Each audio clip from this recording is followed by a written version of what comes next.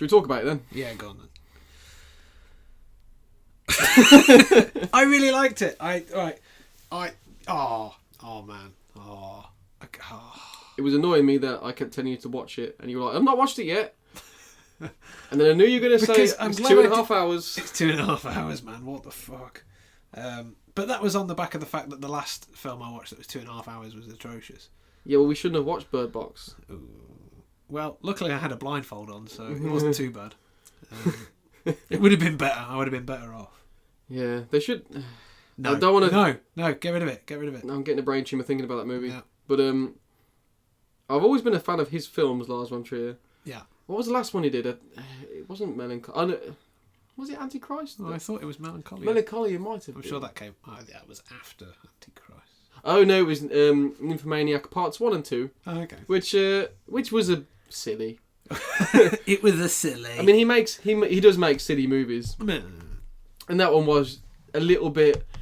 Okay, let's get Charlotte Gainsborough or Gainsbourg, I don't know how you say her name, to just basically get a kit off and be punished for two movies that are 3 hours long each. Yeah. And I was like, okay, that's a bit much. But when them little snippets of that kind of film invade his other films, that's when they're really good. Because I really liked Antichrist. Yeah.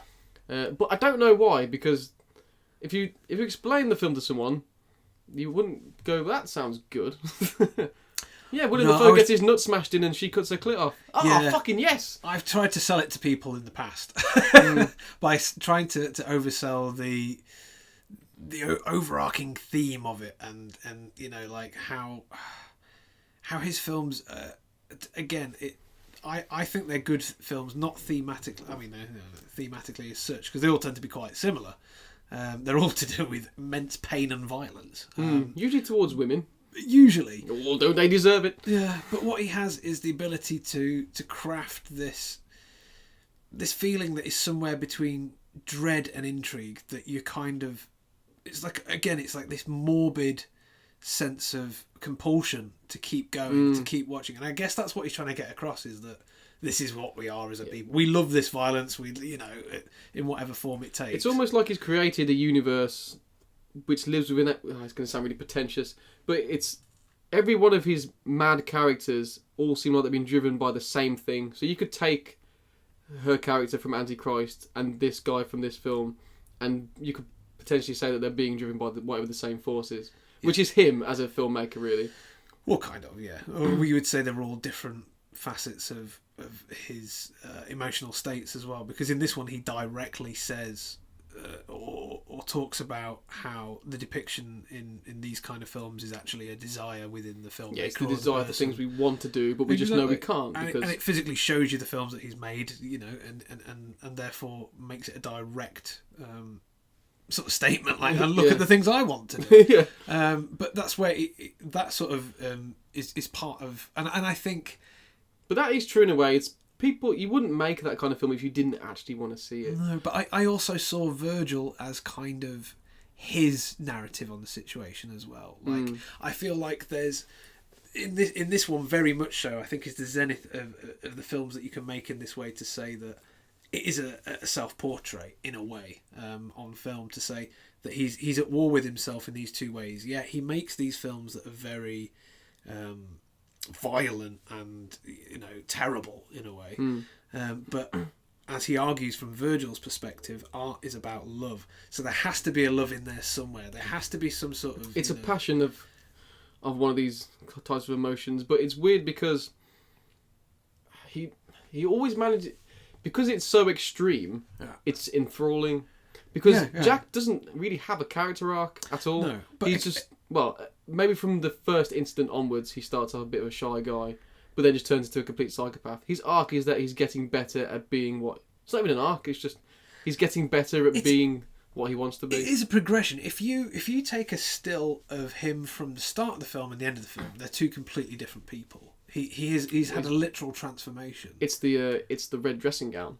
Well, it's not just okay, No, I know it's. but the scene. Okay, definitely the scene before that, and you mentioned it about him having a gun and it not being weird for his character, and I think that's very weird For his that point in the character. film, Not for that point in the film, but in terms of his character, he's completely changed from this very ordered, very methodical guy who wears glasses to someone who has no glasses at the end of the film. Like, Actually- I know that seems a bit like a small. well, he only got the glasses in the second.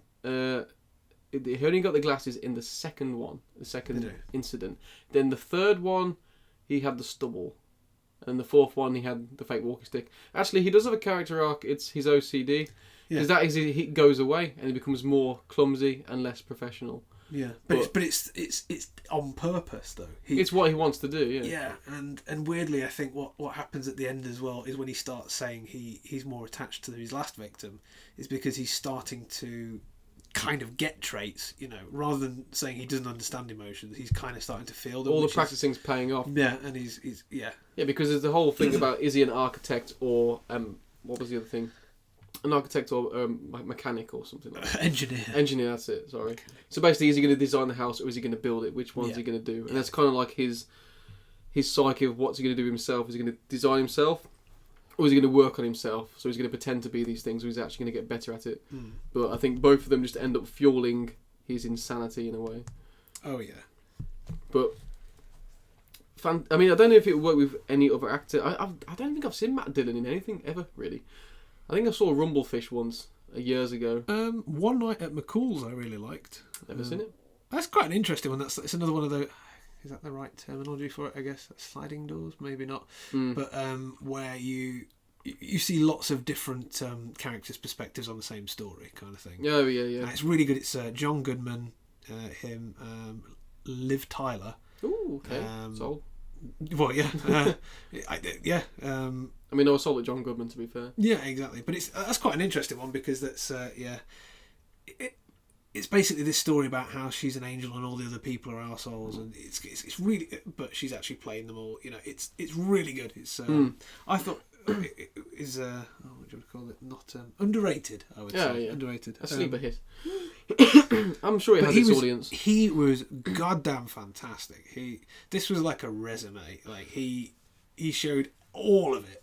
Yeah, like, this massive range from being the very twitchy, kind of closed off person to being a lot loud and bold, and I think it really says something when his character is not likable in any way, but I can't stop watching him, and I don't want to stop watching him either.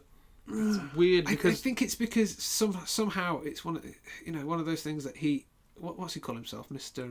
Sophistication. Mr. Sophistication. He has this likability about him. It's his willing to try that keeps us interested, I think. I think it is, and I think it's again this idea of this divine intervention, this fact that he's not going to get caught, and how somehow there maintains a sense of comedy in there. I don't understand. It's not directly funny in any way, but there are bits that do seem ridiculous. There are funny bits in it. Yeah. When he strangles her for the second time, he's like, "Oh goodness." Oh yeah. And he runs back over. Again, when he's carrying the body upstairs and she's frozen with her arms in position. Yeah, that is funny. He even references that it added humour. Exactly. But there is that. It's got that weird kind of likability about it, like them videos that people like to watch of people at work. There's so many of them go around Facebook now of like people just doing weird engineering jobs. It's nice to watch, no matter what the context is. It's nice to watch people plan and do something. Yeah. And he's acting and the scenes that he's in kind of unfold in a way that seems like putting a puzzle together of something that's going to work. Yeah. All the mechanics of it, which I guess is what he was actually going for. We see it. Yeah, we kind of see the design of what's going to go on, and then we see it unfold. Yeah. And that's always pleasing to the anticipation of, we know he's going to murder someone because it says at the beginning, incident free. So it's like, how's this going to happen? And then we're hooked from the chalk drawings. Yeah. I loved all the aspects of it because again it was all over the place. I mean, when you pitched it to me, I thought you were saying that it was 5 different stories. So I was like, Jesus, this Matt Dillon one's going on for ages. I wonder when the next story is going to kick in. And I didn't realise what you meant is that in terms of episode, chapters is more, what it was, I guess. But I like that of it because, again, what you could see if you go back and compartmentalize it like that. You can see him being a kind of different person in every one. Like every single person changes him in a way, which is kind of nice. It's like he's taking on these people, and they're all there. He can't let go of them. They're all stored, and you've got that all the dead body effects were really cool to me, because that little kid was horrible. Yeah, it was disgusting. But I was kind of like, but he looks good. Yeah, it's one of them. It's horrible, but I can't look away because it's impressive. It at looks the same real time. enough that you're like, ah. Yeah. But then you're like, that's cool, because I know, like, somehow my brain goes, but it's movies, so Yeah, well, it's one of them things where if I tried to picture it in my head now, if I tried to make it in my head something that I could look at and think that's gross, I can't really do it. Like, there's nothing that I can think of myself that would freak me out. Yeah. But he managed to do something that I looked at. I was like, huh, that is creepy. Yeah. Well done. Yeah. That is that's horrifying. Yeah, I don't know what to say. Like, if you're familiar with his work, I mean, you must be, because you wouldn't be watching this one either. Yeah, I'd not heard of it at all. I was just randomly IMDb flicking through. It was like, I wonder what he's doing next. I was like, oh, that film. Oh, it's out. Yeah. Oh, it's there. Yeah, I'm going to watch that. Good, that's good. And then just instantly, I just was like, that's me. Yeah. I will always watch his films when they're out. Just even if apparently he's done some duds that I've never seen. Yeah. But I'm sure there's going to be something in them. And from seeing that collage of films from this, there's a few in there that I'm going to have to seek out. I think the black and white one, Breaking the Waves. That's meant to be the dud. Maybe. Okay. But I don't know. I will need to get through his back catalogue. Yeah, I mean, yeah. That's the thing, though. When you see something that really hooks you in, then you start to back investigate, don't you? Yeah. But again, like, Antichrist is such a niche film, let's say, that and this one especially, that they have a particular audience, and it's not even going to be like horror fans. It's not because that's not really what it is. It's the kind of film that I feel like more philosophical.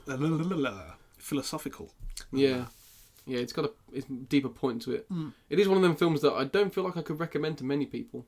If they went, should I watch this? No, don't watch that. Well, Antichrist especially. Yeah. The only person I probably recommended it to was you. Yeah, because I'll watch Mum, anything. I got a film for you. I know.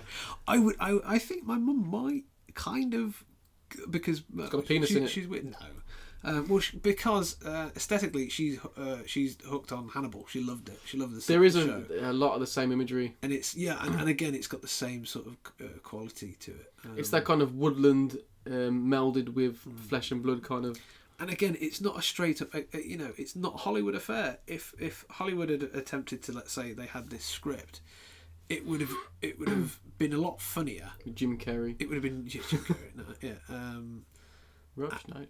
And it would have been like the film would have been a 20-minute montage of him just killing various people in various ways. It would just be condensed, It would be, it'd be more something along the lines of American Psycho. Yeah.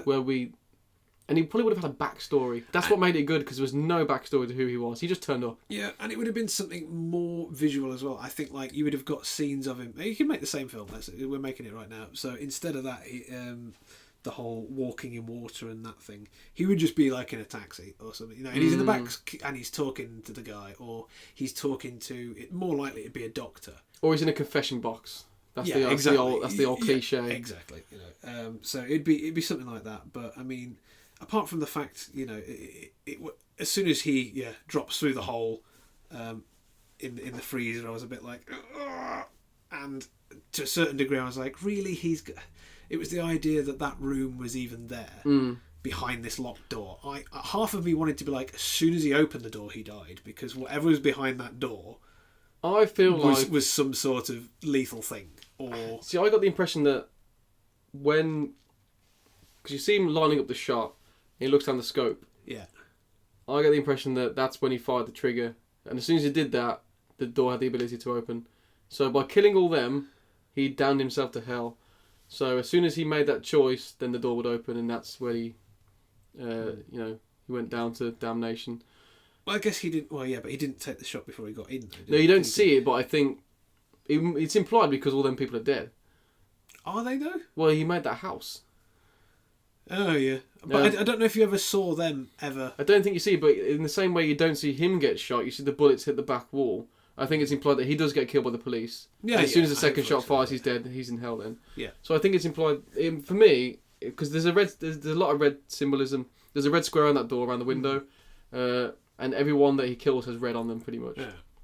And I think there's always some white high up as well. I tried to look at it the second time. That's when I noticed the cross. So there's always like a judging aspect, but he always goes towards the evil path. Well, yeah, because that's I'm sure that's what he says in it, isn't it? He says you had a choice. You could have done this, you could have done that, you could have not done any of these things. But the thing that makes the film good is that it spawns a conversation like that to try and work out what it meant. Because he doesn't just tell you. There's nothing worse than going, oh no, actually, you did. Why don't they do like a collage at the end? And it's like, oh, the big reveal. It's let me make my own mind up. Let me figure it out. Let me watch it a second time. Let me put my own value into it rather than telling me what you thought. We're clever enough to figure it out. It was nice. Yeah, he doesn't. He doesn't patronise the audience at all. I quite like that. And I did love the use of all the other footage that kind of broke it up in sections. Yeah. Because it made it feel educational. Like it was weird. It felt like that kind of vibe, but it was nice to have those explanations in there. And because Jack is so sure of himself, when he's narrating, you're like, yeah, I believe what you're saying. Yeah, exactly. He doesn't seem like the kind of person that lies at all. No. So when he's telling you all these facts about archways and Roman emperors and Hitler and ruins, it does feel like you're learning something. Yeah, but it kind of gives an insight to his psyche as well in a obscure way. But he's having a conversation, but it's not about the conversation, it's about him and his personality. Yeah, and that's why it's good. No, I loved it for many reasons. The story, the acting was great throughout, brilliantly cast, but the way it looked as well. I mean, it went from what could have been a, let's say, 60-minute normal Hollywood film about a guy who's a serial killer to going full art house in 2 hours. Like by the end of it, it was it was just insane. The idea of the sound of hell was great, and it became such a relief when the film went off, because that's what he managed to do. He managed to get you to this point where he managed to build a fever pitch within the last 5 minutes of the tension of this guy climbing and just this constant electrical, that increases as he gets there. Oh, and at that point where it becomes the soundtrack, and then we get like a second silence, which is gorgeous, and then hit the road, Jack. And it's like, literally, and and it gives you that again, that little bit of just mirth at the end, a little joke. To keep the mood up just ever so slightly, about a guy who's just fallen into the deepest. I want to know if there's any deleted scenes or a different ending. There might be. One where he makes it across and he fucking meets Satan, and it's the director. Yeah, I wouldn't be surprised. Or it's Willem Dafoe with busted bollocks from Antichrist. Well, it could. Yeah, it's just a dead fox. Yeah, chaos reigns. But no, it's definitely in my top films where people crawl through some sort of satanic bunghole. You know me. It sounds a bit weird, but I love seeing people's depiction of what that looks like. Of just hell. Hell. But I thought it was really interesting that the first one they all do the same thing as well, because it's funny because what is it called? As Above, So Below. Have you seen that one? It's the one where they're in Paris in the catacombs. You should watch that if you haven't seen it. It's actually better than I thought it was going to be. The title sounds awfully familiar, but I haven't seen it. Yeah, well, they basically crawl in these caverns and then end up crawling into hell. So like that, and the Borderlands, which has been titled. And with this, the same thing. They all go through this like watery or this tight space to get through, and it's like it's nuts. It's like I'm not sure whether I heard that somewhere or something like it. Because it's hell, it would make you work to get in. Like it wouldn't even be easy to get in there. Like it's ridiculous. Like you would think that it would be a big pit. Like come in and they're like, no, we're still going to push you through this cheese grater fucking mesh. Verge does say like, you summoned me. Yeah. You asked me to come here, basically. Like you want this. Yeah. And he wants to go further when he gets there. So he's working for it. But I've not seen it where they have to crawl through like water to get there. But I like the idea that it starts off. I mean, the silliest bit for me was where they're in the bubbles. And they float down to the bottom of the ocean. That whole it was nice though, because it was that tranquility, wasn't it? Because I think that whole bit is meant to symbolise the release, the release of life, and the all right, they got me, whatever that scene whole before thing you was. see them dead, basically. Kind of, yeah. But then it gets straight into like the handy cam stuff, and it's like okay, so now it's like this is reality. Whereas all that I love that. Yeah, there was parts earlier, wasn't there, when he was running and it went to handicam and stuff. Like the camera was bobbling up. Like, yeah, I really like the use of the camera in the film throughout. It, like, again, it didn't seem static. It switched it up every time. There's a new kind of story. There's a new kind of way that it was being told. Yeah, because the first chapter was kind of like, looked a bit like Fargo almost. You had all the I mean. snow and the red, and then what was chapter 2? Incident 2. That's the old lady in the house. That's almost like a Hitchcock kind of film. Yeah. And the third one you've got. What was the third one? That's the hunting one. Yeah, it's almost like they were slightly done by different people. They could have all been done by different as cinematographers as a serial in terms of one a week, and you see another chapter in this nutcase's life kind of thing. Yeah, that would work really well if you were like, oh, I can't be asked to watch it for 2.5 hours. All right, just watch one every now and again, and I guarantee you'll sit there and watch the whole damn thing because it's. I think this works better as a whole. Oh, and for a 2.5 hour film, of course, yeah. it doesn't get. I'm never like looking at my watch. I could have watched another hour of him running around doing mad shit. Yeah, because again, he seemed really likable because of how extreme things are. To me they become absurd. So when it got to the point where he was like explaining about how he was going to kill the mother and her 2 children by way of deer, I was like, well, I know what's going to happen. Like, it was kind of like a contract. It was like, we've just told you what he's going to do. He's going to kill these kids and the mum. Do you want to keep watching it? And I went, yep, all right. But it was also like, okay, well, he's filled my head full of logic and he's given me a proper process. Yeah, exactly. He's got this almost like a higher authoritative, informed way he's going to do it. Yeah. So fine, but it makes it rational, and that's what becomes scary, is the way that you sympathise. Well, not directly sympathise, but that you can understand things and you can understand what he's talking about when he talks about the sacrifice of the body to become the art. The art is eternal, therefore do they really ever die? Because they're part of a whole. They're part of something bigger than. But that's it. He's idolising the destruction of things to be his creations. There's quite a big emphasis on Hitler and the war. Well, yeah. Because that's a big mass destruction that I suppose to him. Oh well, yeah, because he talks about the tree that grew in the middle of the camp, doesn't he? Or some, is he? Yeah, I'm sure he talks about the tree. Ooh, I remember a tree. Well, there's all them pictures of Hitler and the guy that was with him. Well, because he was saying something about one of the camps and something that came out of the camp that was good and symbolised goodness, and it was in the middle of this wretchedness. Oh, okay. I thought he was talking about a tree. I can't remember. Possibly, but then anyway. His whole plan for the end, which is to sort of go by the old World War II logic of killing them all with one bullet, is because of the limitations of the ammo for I'm guessing the Germans. Yeah. So yeah, there's a little bit of a neo-Nazism going on. Well, there's I guess. Yeah. But yeah, Hitler evil, Jack evil. That's fine. Yeah. Usually I hate that. It's a lazy shorthand. Hitler is evil. Yeah. But other people are also But I suppose you've got some footage of a real evil bastard. Yeah. What else are you going to show? Donald Trump. You could do. Yeah. Wouldn't have looked as good. Just as terrifying. Yeah. But anyway, no. I think it was fantastic in the way it was. That it's direct. It was, to me, it was a half a direct conversation about art and the artistic morals of art, as well as general morality and human nature, really. So again, it was one of the big. The big questions, the big ones we all want to talk about when it gets to it. But it was done really well in a way that was compelling, that I enjoyed the character. Everything, again, it seemed like his whole outfit, he went from a button-down guy to a guy in a leather jacket with a crutch and a permanent marker. And then overalls with a shotgun. He just became a completely different person to me all the way through it. I suppose, I suppose he had a very subtle arc. I guess it was subtle, but it really was big, quite big changes that occurred. Because his first 2 attacks or attempts, it's all about the way he conducts it. Yeah. But then at the end, it's all about it's the aftermath. Yeah. Yeah. So it's all about his actions to start off with.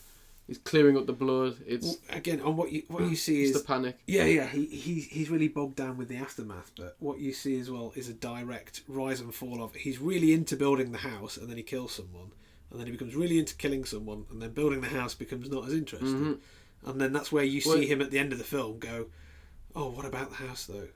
And that whole conversation, which was great, all the way about the house failing him because it was the wrong medium, because it was the wrong material. You do forget about it by the time he goes, wasn't Jack building a house? Yeah, exactly. And he's like... But all these bits that you don't realise that are right in there, and the part where he's explaining how he can manipulate them and put them in these positions, and finally the penny drops for you, the audience, and him as a person, where he goes, oh, I'll build it out of bodies then, duh. So finally he builds the house and you go, oh, it's there. Great, there it great. is. There we go. Better than All Cinderblocks. titles. And then you got that whole hell bit. And you're like, what the fuck? Because it was a great bit. Again, it's where, I think it is where they jump off in those bubbles. And Verge? Matt Dillon's hands are like that in the air. And at that exact moment, I did the same thing in real life. I went, whoop, and put my arms up above my head and went, what the f... And I think I sat there like that. Like I go just waiting. Minute, just going, what? Where are we going? Yeah. Again, that's what I mean. It went from being relatively real world present with an internal monologue to being full on, here we go. It went from being a character study to being hellish fantasy. Yeah, it just went off the deep end, didn't it? Yeah. That's good, that's the payoff you want. Great. Yeah. And it didn't make you go, nah. It made you go, what? Yes! Yeah. Give me more. Yeah. But I think more might have ruined it. That's the thing. You know, when if it's the perfect amount, if it leaves you wanting a little bit more. Yeah. Always leave you being a bit hungry. That's the perfect ratio. Yeah. All right then. Tomorrow. Tomorrow a bit.